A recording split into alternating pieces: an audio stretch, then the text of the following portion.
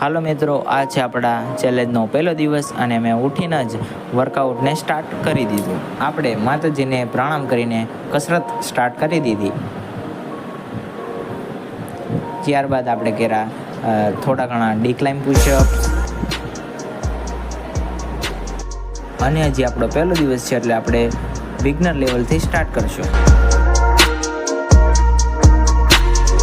અને આપણે થોડા ઘણા કર્યા પુશઅપ. ત્યારબાદ આપણે કર્યા વાઇડ આર્મ પુશઅપ.